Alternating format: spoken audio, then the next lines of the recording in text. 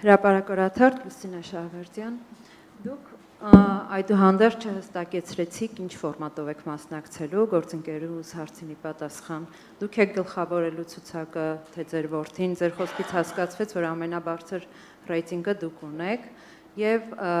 չեք կարծում, որ ճիշտ է, որ ընդդիմությունը գոնե կրկնի Մոլդովայի օրինակը, նկատի ունեմ համախմբում, եթե ոչ այդպես ամբողջական բլոկով, ապա գոնե մի քանի բլոկով եւ ձեր առանցքի շուրջ որ ուժերի համախմբումն եք դիտարկում, ու դուք պատրաստ եք այս առումով գնալ որոշակի զիջումների, ասենք անձնական, չգիտեմ, մոտեցումներ, ամբիցիաներ, նախկինում ունեցած տարաձայնություններ, եւ նաեւ մի հստակեցում, ձեր խոսքում անդադ ասացիք միջանցք, բայց նաեւ ձեր տեսակետը ներկայացրեցիք, որ դուք առաջարկում եք, որ այդ 42 կիլոմետրը մի քանի անգամ բազմապատկվի, երկարվի։ Ճիշտ ենք հասկանում, որ դուք օքեյ եք, այսպես հաշտ եք միջանցքի գաղափարի հետ, պարզապես խնդիրը այդ երկարության մեջ է։ Դուք վերադարձրեցիք ինձ, լավ, սկսեմ այդ դեպքում վերջից, երևի ուշադիր չեք լսել կամ ինչ-որ բան վրիպել է ձեր ուշադրությունից։ Ես ասել եմ հետևյալը, Հայաստանի շահերը այդ գործարքից գոնե տեսանելի կլներ այս ֆորմատի մեջ, եթե այդ ճանապարհը երկար է։ Միացյալ Նահանգները եւս կտեսնեն իրենց շահերը այստեղ։ Իրանը եւս կտեսնի իրենց շահը, եթե ճանապարհը բացվի։ Ըստ էության շահերի տեսանկյունից ներգրավվածությունը կլինի լրիվ ուրիշ։ Բայց ես նաև համոզված եմ, որ Ալիևը դրան չի գնա։ Եվ տվյալ դեպքում, այսպես ասենք, Միացյալ Նահանգների մերժողը ոչ թե Հայաստանն էր լինելու, այլ Ալիևն էր լինելու։ Եվ առաջարկեցի նաև ուրիշ տարբերակ այդ դեպքում, որ մենք ենք այդ ամենը անում, կոնտրոլը պահելով մեր ձեռքում։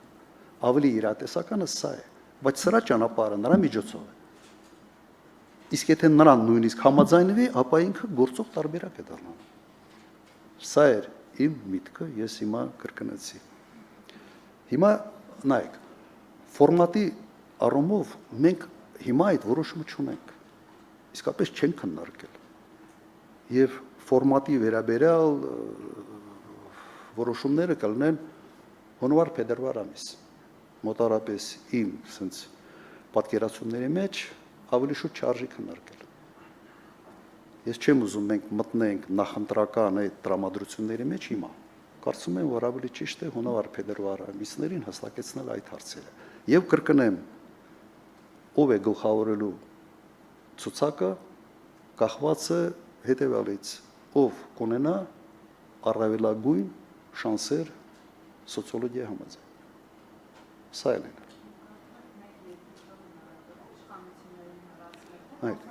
Ես չեմ կասկածում, որ 3 միավորով այո կարելի է։ Հա, հիմա այդ խոշոր միավորը արհեստական չի կարող լինել։ Կամ ես գիտեմ, որ հիմա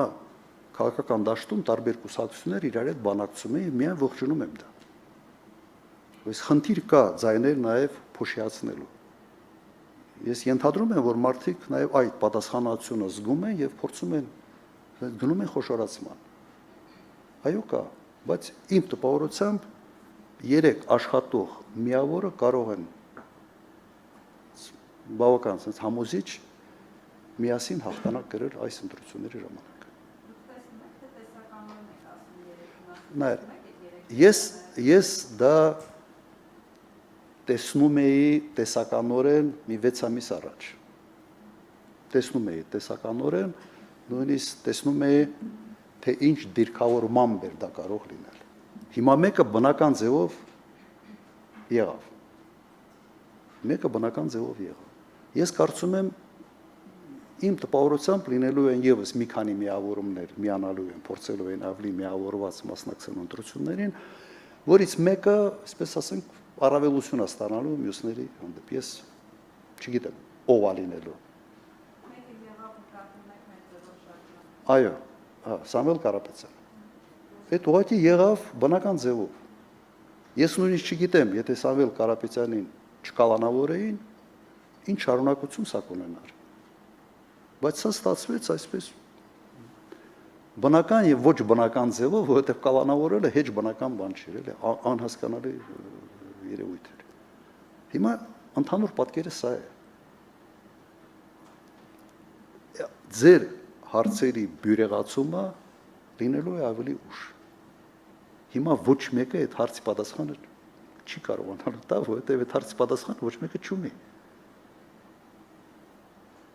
Բայց իհարկե պետք է պատասխանատվությամբ այդ հարցին մենք բոլորս մոտենանք։